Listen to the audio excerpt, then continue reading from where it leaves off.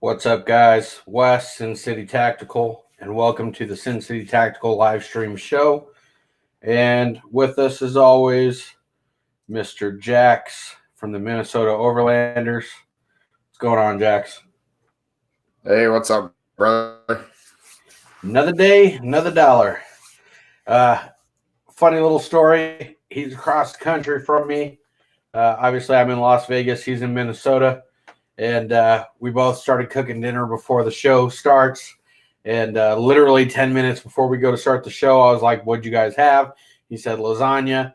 We were making manicotti over here. So basically, pretty much the same thing. So shout out to that. Great minds think alike. It's crazy when you Indeed. deal with somebody a lot, you start picking up similar habits without knowing. But all right, let's jump right into it. So once again, you can get our merch, Sincity Tactical gear, or Mr. Jax is actually wearing a Sincity Tactical shirt right now. Go ahead and show him a little bit. You got the Target shirt on. I've got the banner shirt on, which is cool. His is an exclusive. He doesn't have the white skull like you see on my shirt, but we do have that same exact shirt, but with the white skull on the website. And a lot of the stuff is on sale right now, so go ahead and check that stuff out. SincityTactical.xyz or MinnesotaOverlander.xyz. And check his stuff out too. There's a lot of collab content on there, not just the Minnesota Overlander stuff or not just Sin City Tactical stuff. We got a bunch of new things coming here pretty soon. We are working on some Sin City Tactical and Minnesota Overlander ugly sweaters for Christmas. So stay tuned for that stuff. Some of the color schemes on that is ridiculous, but you'll see that. Oh yeah. Well, soon. Indeed. And that's the whole funny part. Now, for those of you that don't know, offline, we do a lot of collaborating and talking to one another in the off time between podcast episodes. And so that's when usually most of the merch gets done up and made. And a funny story about the coming of the ugly Christmas sweaters was we were sitting there talking, and obviously with COVID going on and things of that nature, everything's going back into lockdown. So you may or may not, depending on what state you live in, will be able to go and celebrate the holidays with your family. However, us as a brand family thought to ourselves, we're like, geez, everybody seems to be really enjoying these ugly Christmas sweater contests and that they usually have at family get-togethers and things. So why not have a ugly Christmas sweater to wear when you are able to get with your family, but as well as sport your favorite brand. So we got to making up a custom design for it, and when he says the color scheme of it was really wonky, he was not lying to you. The brightness of the Christmas sweater I went with is going to be so bright that you stand out like a sore thumb. Yeah, it hurt my eyes making it. We're sitting there looking at the screen. Well, you too, because you were on too. We were both like, "Damn, what is happening?" It's a trip, that's for sure. Yep. With the eyes, play on the eyes, that's for sure. All right, so we talked about the website a little bit. We got all that dialed in. So let's move right into some shout outs. Go ahead, Jax. All right, so I'm going to change up my shout out here for this week a little bit. Obviously, the main header one I'm going to do is outside of the website, g3survival.com. But I also want to give a little bit of a shout out to G-Fly as a huge congratulations on making a new addition to the Minnesota Overlanders operator team. You'll see more of him, I'm sure, on majority of the time my channel over at Minnesota Overlanders, but from time to time he may be able to jump on here with us as well, depending on time schedules and if they line up. So if you guys are on and you happen to see him, feel free to say, hey, what's up, and congratulate him. Absolutely. So that's Minnesota Overlander Justin or G-Fly. So check that out, Mr. G Fly. Welcome to the clan. Welcome to the group. We're happy to have you. The Minnesota Overlanders show, I want to talk about that a little bit more. I know the audience has primarily been based on the Sincity Tactical stuff, which the Minnesota Overlanders are a division of my brand. With that being said, we're going to be doing 2 shows. Saturday is going to be like the main show that happens every single Saturday. You know for a fact that that's the show that's going to be on no matter what. And we're going to push Minnesota, Overlander content as much as possible. And we're going to start doing that pretty much on a regular basis on Thursdays around the same time, I would think, or maybe a little bit earlier on Thursdays. Time zones, 2 hours difference. Yeah. So if you're on Pacific time, it's 6 o'clock here, it's 8 o'clock there. So go ahead. Yeah, so Thursday night Overlanders over on the Minnesota Overlander channel. Actually, just because most of us with time schedules and everything else, I'm going to try to line that up maybe a couple hours earlier, so like 5 or 6. And if Wes makes an appearance on there, I'll definitely for sure have it at 6 at the latest. Stay posted to the Overlanders Facebook page to get the exact start time per week, but earliest start time is going to be 5. So come check us out over there on Thursday nights and hang out with us. Absolutely. All right, let's see. Let's get into some sponsors here. And I should clarify that before we move on. Okay. 5 or 6 o'clock my time here in Minnesota. Yeah, which is either 3 or 4 o'clock Pacific time. So be prepared for that. Let's see, something's happening over here. I don't know what's happening. Give me 1 second. Technical difficulties. Gotta love them. Oh, yeah, always. Doing that. Okay, cool. Well, let's see here. No, that doesn't want to work either. Okay, great. I'm going to refresh my screen real quick.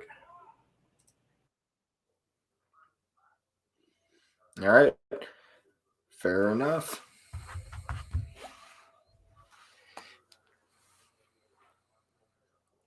Every single time we do a show, we have technical difficulty.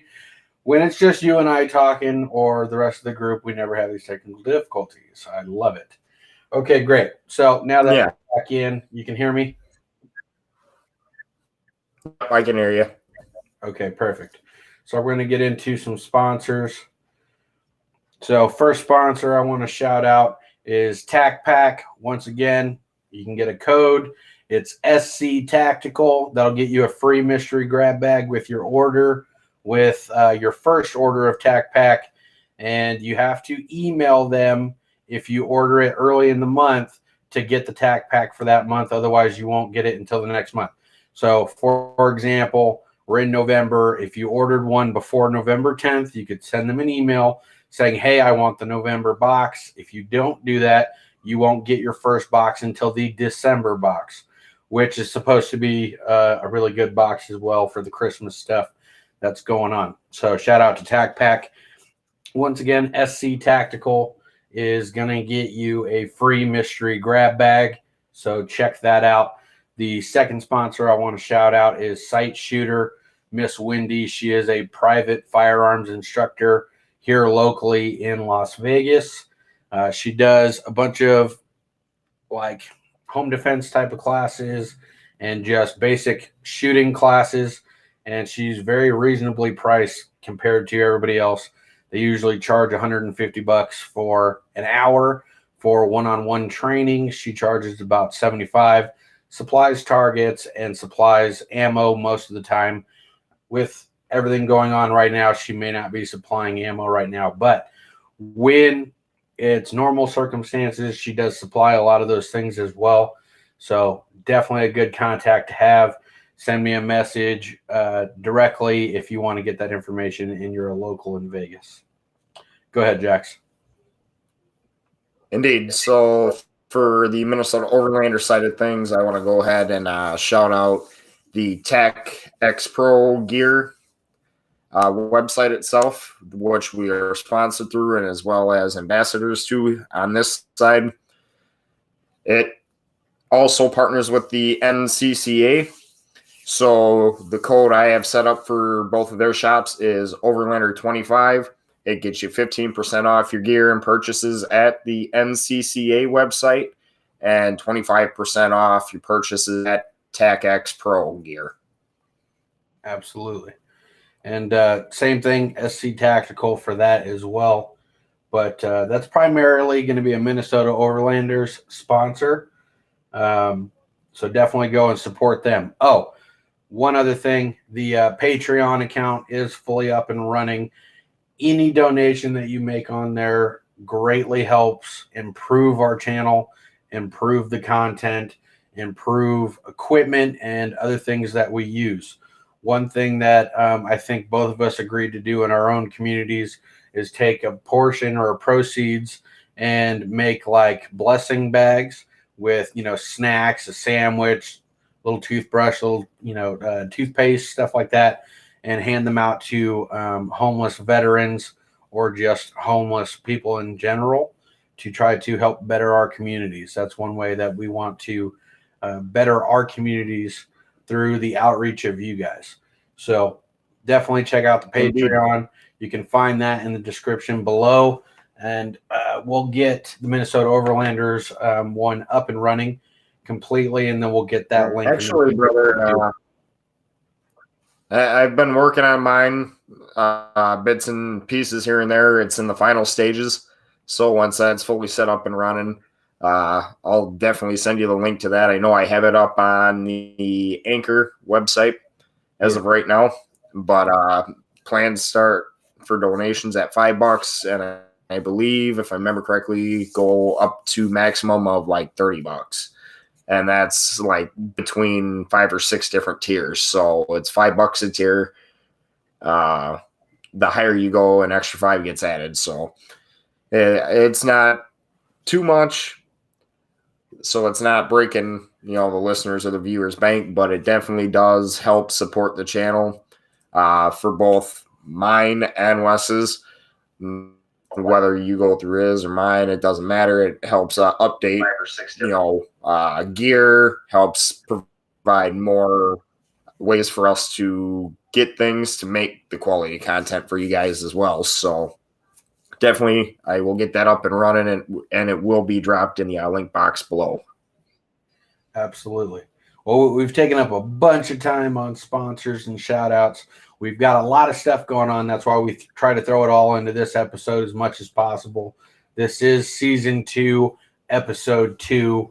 So hopefully, the sponsors list and stuff like that will happen faster. We won't be going on so much about it at the beginning of the shows, but we're going to jump right into our content here. So we've got a recent update, and this is coming from Jax. And he's got his sources on the information, but we're going to go ahead and start with Kyle Rittenhouse update. Indeed. Okay, so ABC 7 mind you. It's not a Minnesota news station. ABC is up here, but ours is just ABC in and of itself. So with that being said, Kyle Rittenhouse, the teen accused in the fatal shooting of 2 people in August during protests in Kenosha, Wisconsin, was released from custody after posting a $2 million bail on Friday of this week, so literally just yesterday. Now, when he was released on Friday afternoon after posting that bail, CNN reached out to Rittenhouse's attorneys for comment. His attorney, Lynn Wood, said in a tweet on Friday that Mike Lindell, CEO of MyPillow Incorporated, and I'm sure most of you know who MyPillow is, and then actor Ricky Schroeder helped raise the required $2 million cash bail for Rittenhouse. Then it proceeds to go into saying that his attorney made this statement: God bless all who donated to help #FightBack raise required $2 million in cash bail. Special thanks to Ricky Schroeder and Mike Lindell for putting us over the top. Kyle is safe. Thank you all who helped this boy. So Rittenhouse faces charges that he allegedly killed Anthony M. Gruber and Joseph Rosenbaum and wounded Gage Grosskreutz during protests that followed the police shooting of Jacob Blake in Kenosha in August.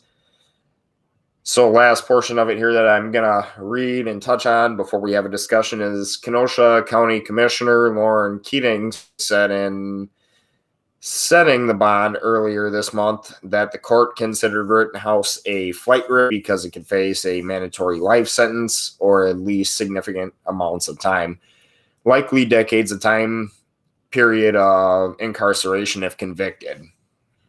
Now, granted, it's a blessing in disguise in a weird roundabout way that this 17-year-old teen was released on bail. $2 million, though, I think that that's a little high personally. But, I mean, each court of law has a different standard and obviously price for certain crimes committed. And obviously, as we all know, in the event that trigger is pulled, you are innocent until proven guilty in a way. Firm, you're right, but when you're facing the judge, you're guilty until proven innocent. And so with that being said, that $2 million bail that Mike Lindell and Ricky Schroeder raised up for him to get him out of jail, that's awesome to hear that, these big wigs of companies and actors are actually stepping up to help out, somebody in need. Now, with the incarceration thing, let me ask you this. With the way the situation played out, do you really think he deserves to spend a mandatory life sentence or decades even in prison? Well, I'm going to play devil's advocate, right? So I personally don't feel like the $2 million bail was too low or too high. I feel like it was justified for the situation. And the reason why I say that is because I'm looking at it from the standpoint of just a regular case, not a high profile case. If we drop emotion from the situation, because I think that is the biggest thing that all of us need to do, especially when it comes to voting for politics or looking at these type of acts that have happened, is to drop the emotion. That's what they want you to do when you are a jury, brought in to be a juror on a court case. They want you to look at it non-biased and just look at the facts of the situation, right? So when we look at it from that standpoint, and that standpoint alone, the crime that happened, whether it be justifiable homicide or not, happened, and it was multiple lives that were affected, right? So based off of that fact alone, and the fact that, age, the situation, the amount of lives impacted, and everything else, I feel warrants the bail amount that they put. I know there was a lot of people that were advocating to get a higher amount because they knew that groups were going to be starting to try to raise the funds to be able to bail him out of jail, right? Whether that be important or not, let's look at the situation. Is he really a flight risk, though? Because, with the media attention involved with this case, they're going to be watching him like a hawk. The media I'm talking about. They're going to be sitting out in front of his house. They're going to be watching him all the time. They're going to be completely smothering this kid with, a bunch of propaganda, especially with the fact that, the media has been portraying him as a monster the whole time. So they're not going to just, take it easy on him. So more likely than not, he's just going to stay in the house and not come out, period, until he has to go back to court. Then that raises the question, Why let him out at all? What was the purpose, right? I feel almost in the Right. situation where if it was me, what would I do? Me personally, I would be like, don't bail me out. I'm just going to sit here and write it out. If I'm justified in what I did and I know that I should be fine with everything that I'm doing and I could win the case, I should just sit there and wait it out instead of put myself in a situation where, look, presidents have assassination attempts done, whether they be out in the open for everybody to know or, they've been done, they've happened. So if people can get to a president knowing that they're covered by multiple security agencies and protection, why would they let this kid out? For me, it's not safe for him to be out. Because who's going to say that, you think they're going to put a police detail at his house 24/7, 365? No, they're not going to. And the only way that they would do that is if they put him into witness protection, which even then, you think the media is not going to sit there and try to, scope out everything? So I'm just playing devil's advocate, regardless if he was justified or not. Okay. The bail amount, do I think that it was too high or not fair? I think it was justified for the actual circumstances of the crime. Fair. Yeah, I guess in a roundabout way, you're right. It makes sense for the price to be what it is. And I never stopped for a second to think about it that way. But as far as the time that he's facing, though, if he is convicted, he's 17. Yes, whatever. They're probably going to try to charge him as an adult for the crime committed. So. But, yes, but in a roundabout way, if we think back to the actual video that was put out in the media of the events that led up to all of this for Kyle himself, these people that he shot at physically made the first move and attacked him. So in his case, he could plead self-defense. I guess we'll have to see, what the judge decides to do in the overall ending of the situation and how much time he gets. Absolutely. And once again, I'm going to play devil's advocate again, right?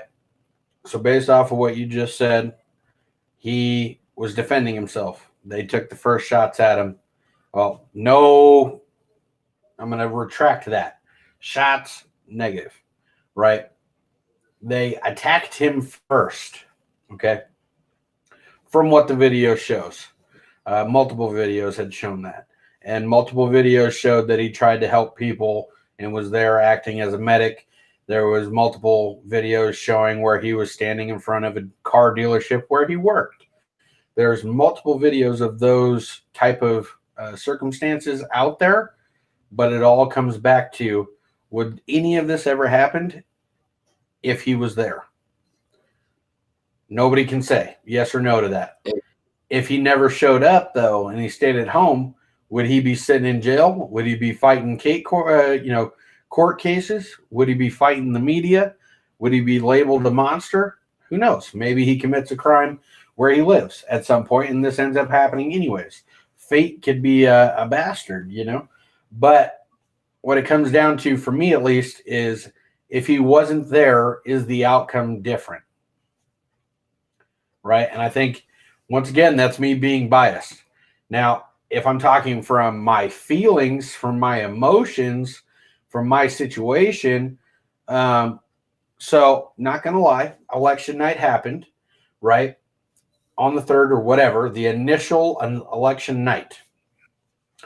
I was put in the Las Vegas Sun news articles. They quoted me by my first and last name. If you've been watching the shows, I work at a gun store. And we were all there. We were all there. We were in bulletproof vests. We all had our firearms. We were ready to defend the shop if we needed to. Fortunately, it did not come to that, and it was actually pretty calm and peaceful, which I'm happy about. Did I Yeah. do what Kyle Rittenhouse did? I went to defend a place of business, right? I guess it comes down to circumstantial evidence too, right? The gun store, I don't just work there. I'm not just an employee. I'm friends with the owner of the store and his family. And they're basically family to me as if I consider you family, right? And because of that fact, family protects family. That's what happens. So for me, it wasn't like I'm going to just defend the store. You know what I mean? If they're going to break in and steal the stuff, I mean, whatever. I even feel like Jared would be fine with that. Like, whatever, steal the stuff, don't take my life. But at the same point, too, that's his livelihood. And I'm not going to watch it go up in flames, especially for somebody that I consider family. Now, if it was just a gun store that I worked at and I wasn't close with the owners and they just gave me a job, I mean, whatever, that's not my problem at that point. But, people act differently when family is involved. And we don't know the relationship between Kyle Rittenhouse and the car dealership owner, right? We don't know that. So there's a lot to be said on that situation. But moral of the story is, I guess what you said Friday or yesterday, today's Saturday. Yeah. Friday, they released him. They let him out. Yep. Huh. I don't know. I think that's more scary. More scary. That's not proper English. I think that's scarier for him being out than it would be to just sit and sell. Because if you PC up and you stay in protective custody in a single man cell and you're on lockdown 23 hours a day, and then when you do get rec time, you're only by yourself, you're a lot safer than sitting at home without protection. And you know damn well they took his guns. You know what I mean? They took the guns. So, Oh, yeah. for me, that's got to be a dangerous situation. Right. And, I guess in that case, basically, they're making them more of a targeting, especially if people are still out looking for them, because of the incident. So I personally wouldn't have even wanted to get out on bail. That's if I were exactly in what his I said. situation. I would have rather kept, myself inside the jail and waited it out. Get myself exonerated or whatever the case may be. He's in a bad situation. It's a lose-lose regardless. He either loses and goes to jail forever and possible death penalty or whatever the case may be, or he gets released out on, them finding him not guilty or whatever. But everybody in the whole country knows what he did because it's been put in the media. So will he ever be looked at as not guilty? Nope. There's going to be millions of people across this country that are going to still say no matter what, and they'll defend it too. You see how crazy people get when it comes to politics. We've been watching this for months, right? And they're never going to just go, oh, okay, well, the court said. No, they don't care about what the court said. They're going to go, you killed people. We saw it on video. You're a murderer. And that's it, period. That's how they're going to treat him. So, I mean, Yeah. It's a lose-lose no matter what. Unfortunately. So, well, that's the Kyle Rittenhouse update. We're going to move on to our next one. It's a TAC pack update. We talked a little bit earlier in the show about the TAC pack and the code and stuff like that. The TAC pack update right now, because of COVID and everything else that's going on, the TAC packs are a couple days delayed for some orders. Don't be scared. It's still coming. It's just going to take a little bit longer. They're getting, backed up on their orders and sourcing the items that they put in. Some distributors are taking longer to get stuff to them than normal. So that's the TAC pack update. We are going to move on, though, to the CLS training for the week. Yes, sir. And as in season 1, we already know I'm going to be busting Moss's balls here a little bit, I'm sure. He's going to try. So, again, we're going to touch base on tourniquets and your compression bandages. I think those two are a major piece to the overall CLS kit in and of itself. However, there are a bunch of other things, and this week I would like to go ahead and talk about the trauma shears. So basically what those are medical trauma scissors, and they cut through fabric, or in my case, being in the service, they are able to cut through your uniform. If, let's say, you got your plate carrier on and, you know, you're wounded in the arm, but you can't get your top off because you've got all the rest of your gear on, but they need to get to the wound as soon as possible to stop the bleeding. You know, you take out those trauma shears, you cut, you know, the arm of the sleeve off as much as possible until, you know, it ultimately is removed from the garment itself, and then you are able to move the sleeve up, you know, and work on the wound from there. So now I guess in most cases, trauma shears are going to be used on a, you know, not necessarily a day-to-day basis, but on a regular circumstantial basis. They're going to be used to cut, you know, your bandages or your gauze wrap, you know, things of that nature. Now, with that being said, though, are you going to use the same pair of trauma shears to cut open somebody's garment, do the gauze, and get them all bandaged up, and then go 10 feet over to your battle buddy who's been shot in the leg and have a bloody pair of trauma shears and do the same thing there? Are you asking me? Is that the question? Yes, I'm asking you. Okay. So if we're talking real world situations, right? I guess the answer for me depends on the amount of time that I have to take care of these wounds.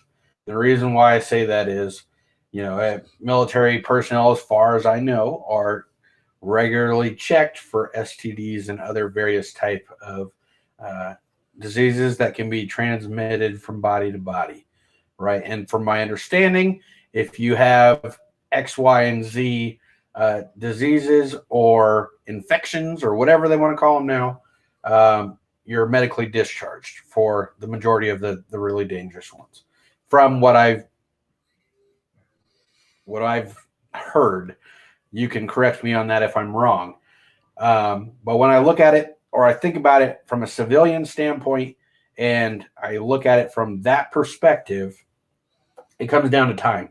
How much time do I have to take care of two different people, right?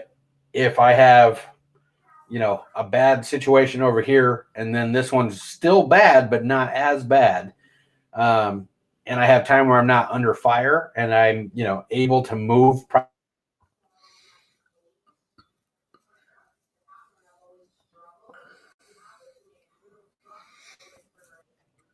clean them, try to clean them. You know what I mean?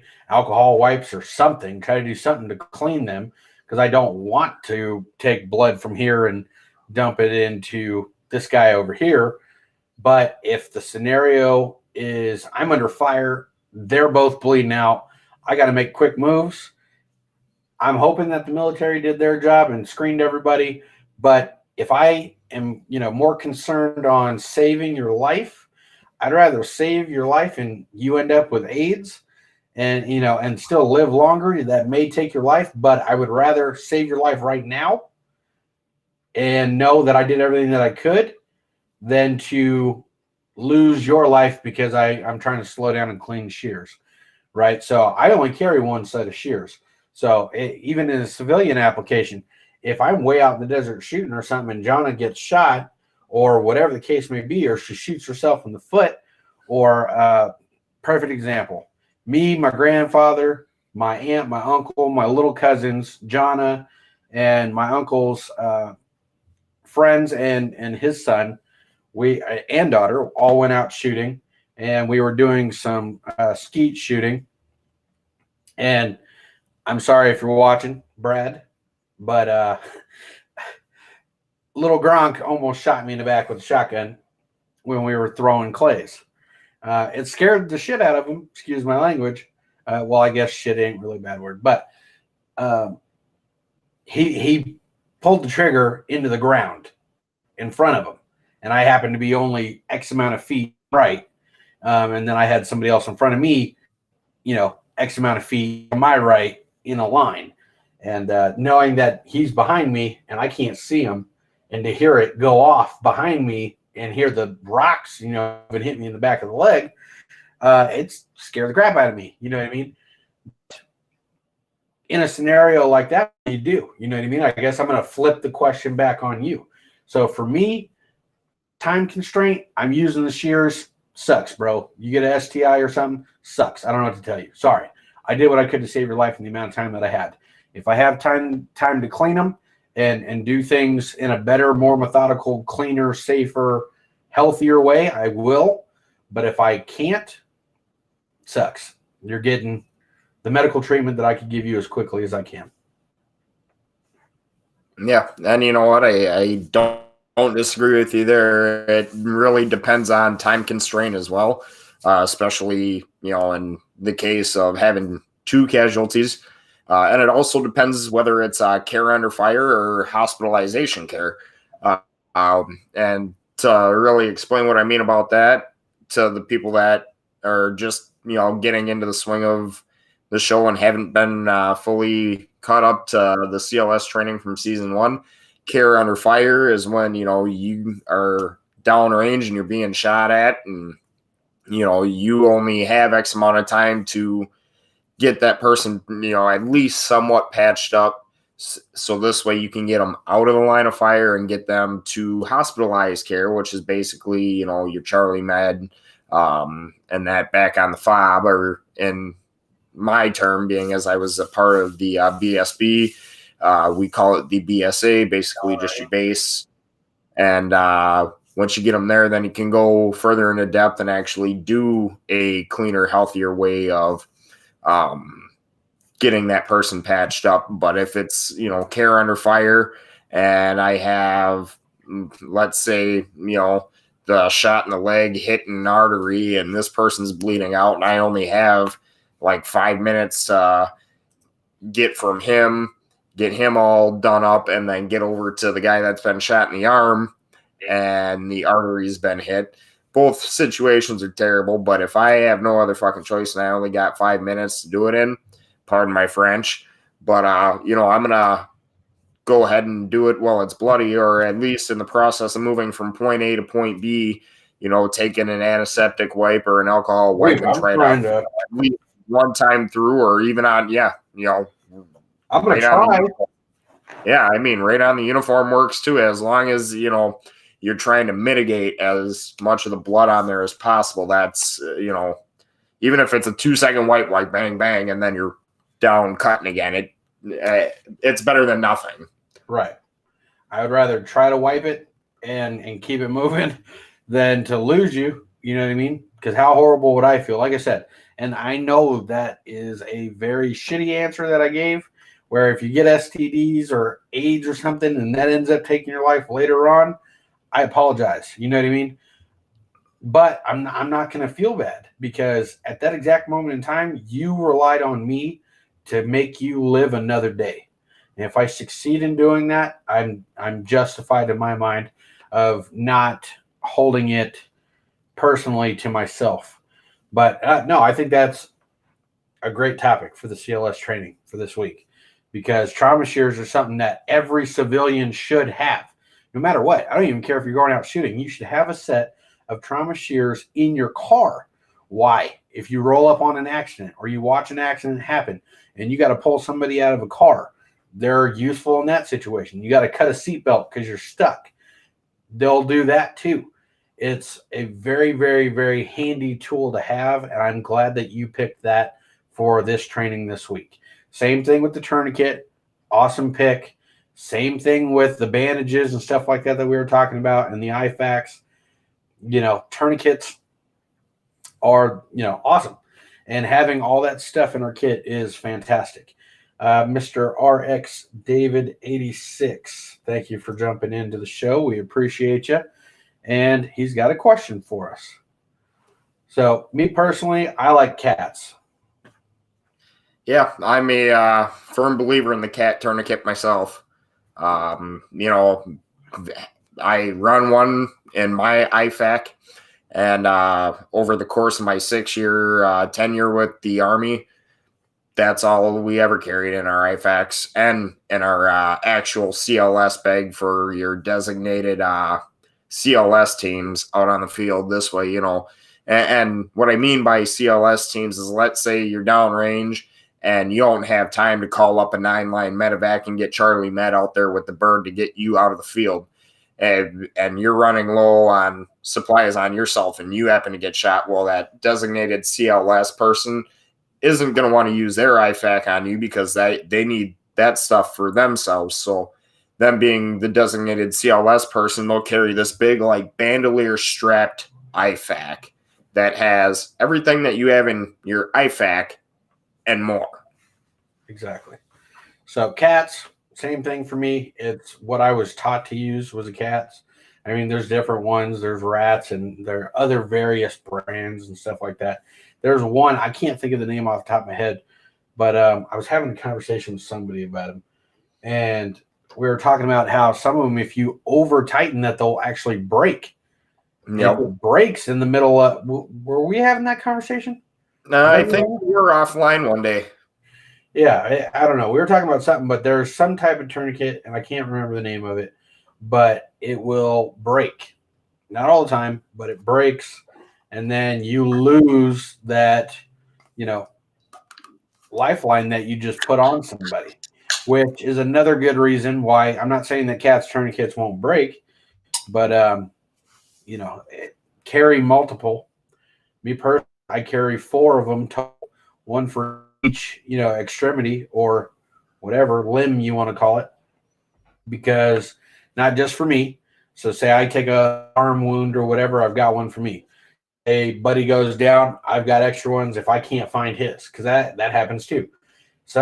People run their gear differently, and if I can't find your gear quickly, I'm going to pull one of mine off. I know where it is. You know what I mean? Yep. I'll get mine back, or I'll get a new one, whatever, if we're saving lives. You know what I mean? So I guess RX David 86, if you're still watching, the question is, do you have experience with tourniquets, and what would you use? And of course, I mean, we're going to keep rolling. But if you do post your answer into the comment section, which would be greatly appreciated, then we'll backtrack to your comment. So once again, thank you for posting a comment. We appreciate you getting involved. Indeed. Okay. Well, yeah, trauma shear is a big thing. And this kind of is going to tie into something else that we're going to talk about in our tactical gear segment. So let's go ahead and move into that.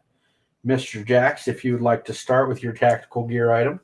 Yeah. So for this week of season 2, as we earlier mentioned our different sponsors and that, I'm going to go ahead here and just kind of throw one at you here from the NCCA. They are... share the page. I'll put it up. Okay. With us a little bit, guys. We're going to pull up what exactly he's talking about.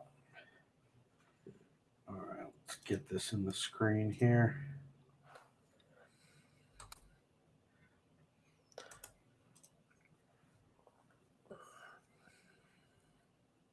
All right, go ahead. Okay. So we got the good old Streamlight TLR6, which is a laser attachment for your pistols. Now, personally, I myself am currently running an off-brand laser, but I know there are a lot better options out there, and the reviews and everything that I've done my research on when it comes to this Streamlight TLR6 is actually really good, way better than the one I'm running. And so if you remember with the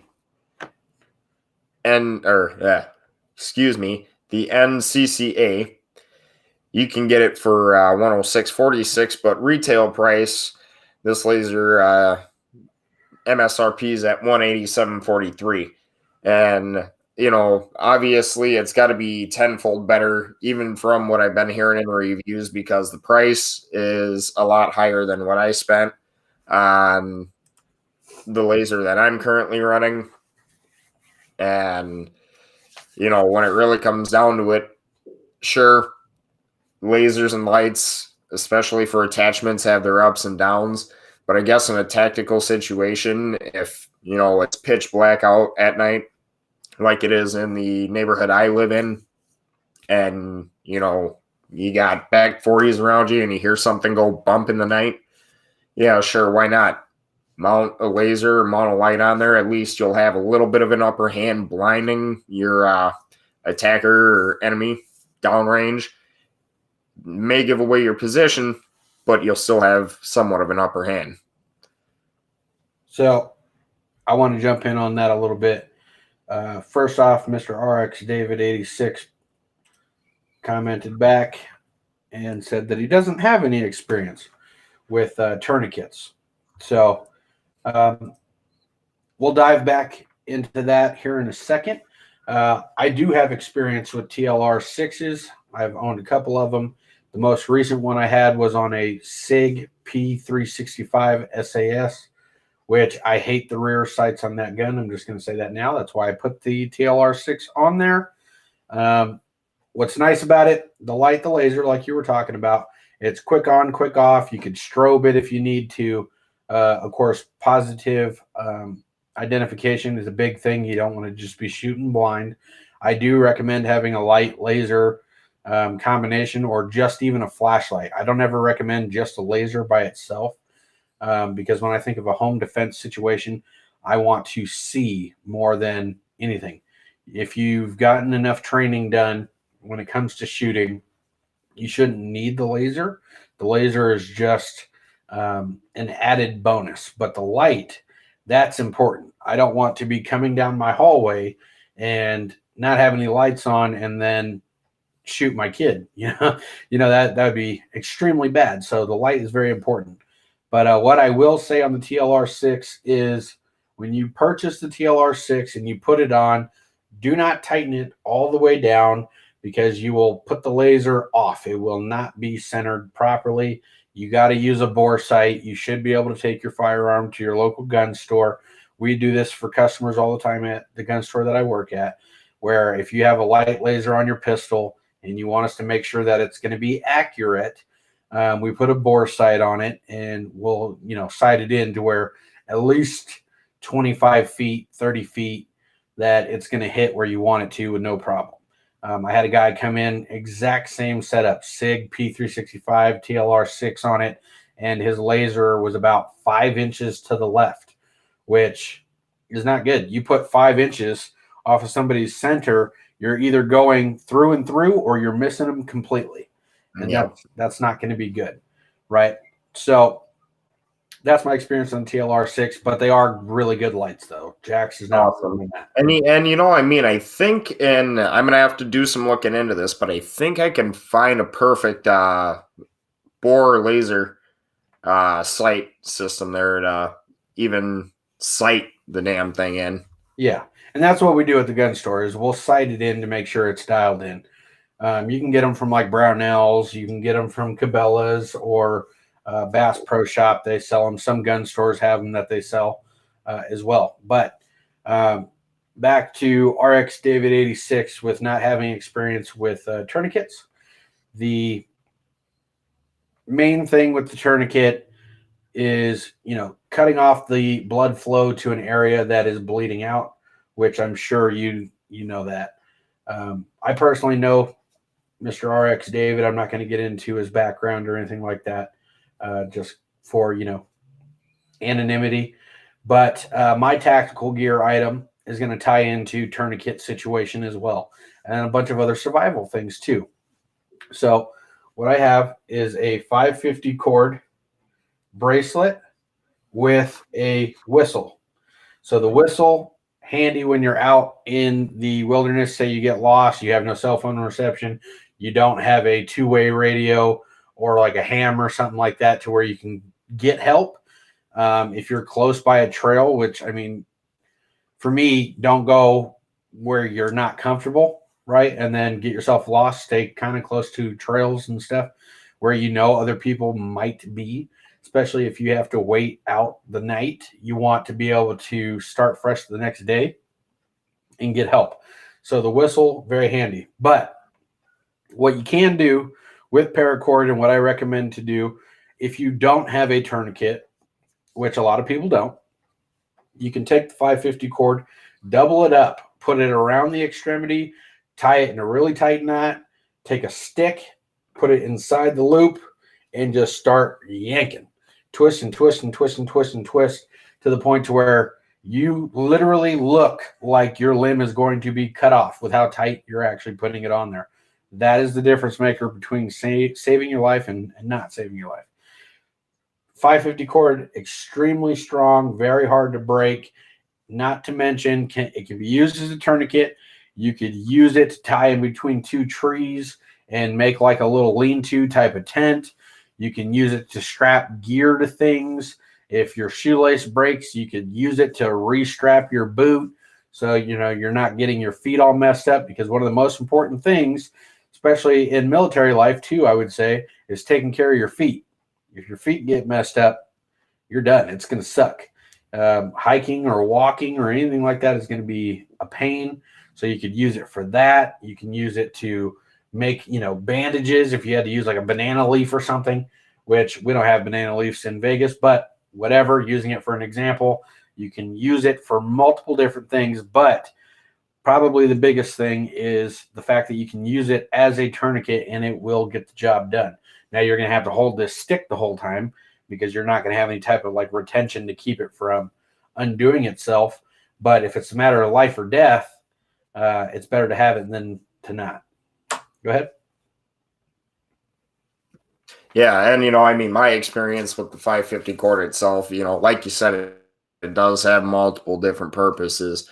During my 6 years, especially, at annual trainings and that, it came in handy. There'd be times where you'd be out in the field and you'd start off annual training, loading your trucks up, ratchet strapping your stuff down with the ratchet straps you bought on the, way out into the box, whether it be at the PX or you bought it at a store and then threw it in your duffel bag to take along with you. Well, midway through all the craziness and the shenanigans of annual training, you may end up either breaking it or losing it out in the field. Well, hey, guess what? Your 550 cord's there. We usually would go to supply and ask for a bunch of 550 cord to tie down our camo nets, to the stakes in the ground. And sometimes we'd have a bunch left over, and most of the time we'd kind of divvy it up between the entire, not the entire platoon, but between my entire squad. So we had some on hand. So what you're looking at there, that good old 550 cord sling. Exactly. It's a single point sling. I can't touch the gun on live streams, so we're just going to talk about the sling. This is probably one of my favorite pieces of gear or kit that I have. It is a single point 550 cord sling. Goes like that. That is an amount of cord that you can't even think of. I could literally do a bunch of work with this if I needed to.